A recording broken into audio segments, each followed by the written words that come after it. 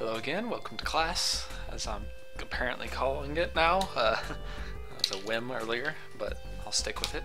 This is the class for Blaze, which is incidentally my favorite skill to use in all of Mabinogi, although I don't get to regularly use it. It's really suited for one-on-one. It can be used against multiple enemies, but it's not what you want to try and do. There's some important things to know about Blaze. First off, there's this misconception because of how it looks that it does fire damage. It causes this explosion. It does non-elemental damage. It does so it's just like hitting something with a bow that doesn't have any sort of elements on it charged. So if you're having problems trying to hit like a crag cow and they're strong against ice and you don't have firebolt or whatever, Blaze can do a lot of damage.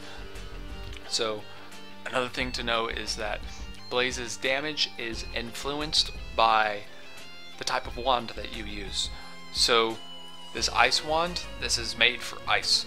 If I try to use it with Blaze, it's not going to do very much damage. Well, it'll still do a decent amount of damage, but it's not going to do nearly as much damage as it can. If I use it with a combat wand, then it's gonna do a whole lot more damage, and that's where you're gonna really see it shine.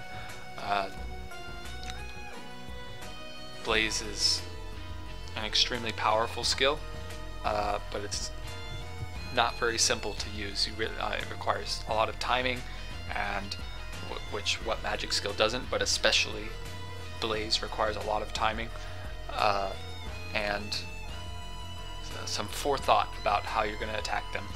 So Blaze does more damage dependent on how close or how full an enemy's knockback gauge is.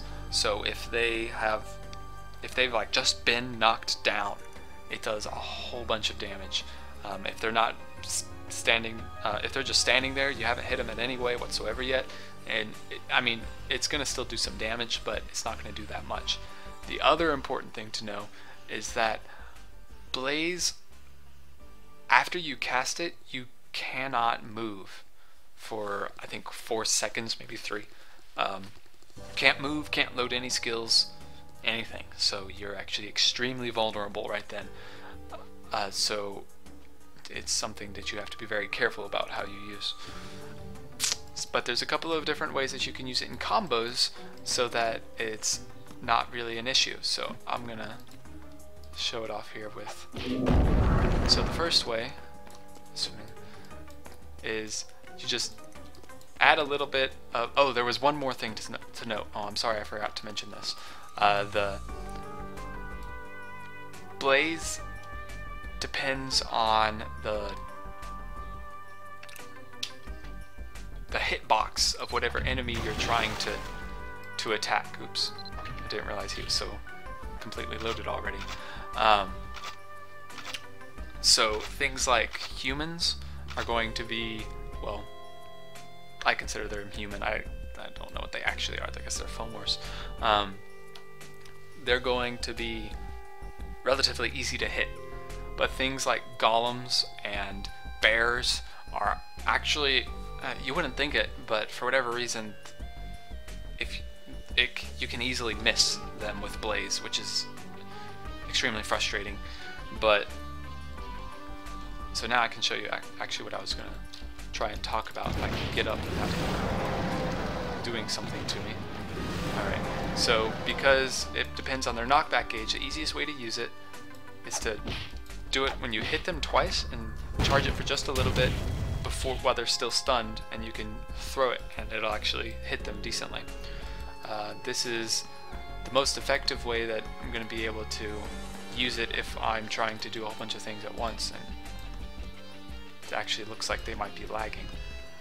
So I'll take this opportunity to show you how it works when you hit multiple enemies. That's the explosion that it causes, and they all get hit by that damage. And so this is, see, I crit and it still only did 3,000 damage there. that's because he had no knockdown whatsoever. So Blaze's damage is also influenced by how long you charge it. You see that white flash, see and this is getting larger, and you see that white flash. Okay, now it's maximum charged, and I can do a whole bunch of damage with it right now.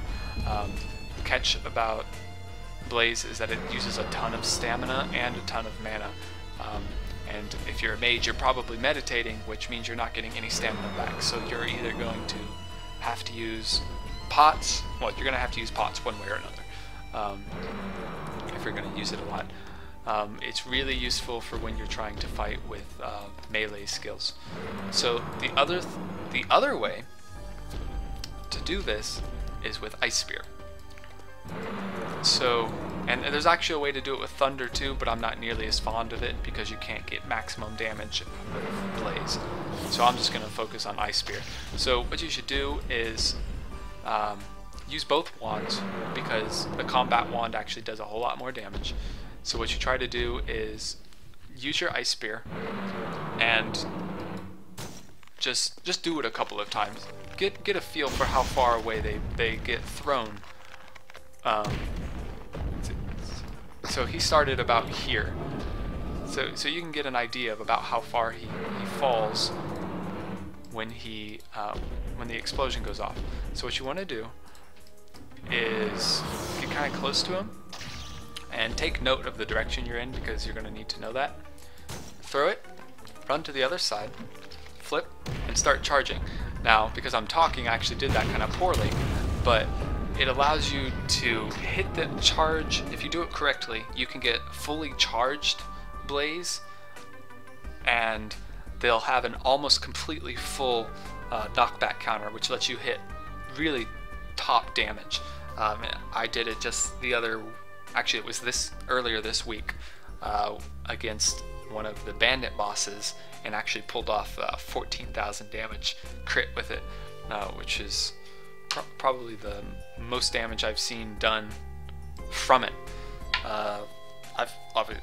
Obviously there are ways to do more damage with other things, like Fireball with incredible reforges and a crit and blue upgrades and all this stuff, but it doesn't matter. That's a little beside the point.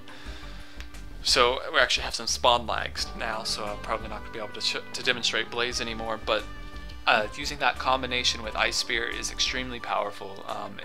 If that's the way you want to go, that's the way to do it. The other way that I will sometimes attack is if I'm in a melee mode for whatever reason, usually because I have a whole bunch of mana, and so to conserve my stamina, which I have a whole lot less of, I won't meditate, and instead I'll just let my stamina keep kind of nicely coming.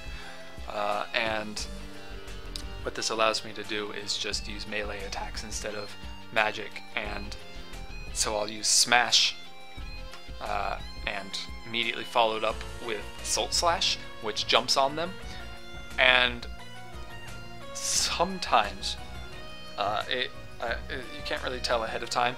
Sometimes Assault Slash will knock them back, or make them bounce in place, and other times it'll knock them back. If they bounce in place, you're close enough to immediately start charging Blaze and fire it again. Although you don't have enough time to fully charge it, just like when you do the twice attack strategy. I don't think there's much else to say about Blaze. It's my favorite skill, but it requires the first attack is dependent on strength and the weapon, and then that second explosion is actually dependent on your magic attack. And that's the part where you're going to see the most damage, unless you're really... Well, that's probably the most where you're going to see the most damage out of it, actually. And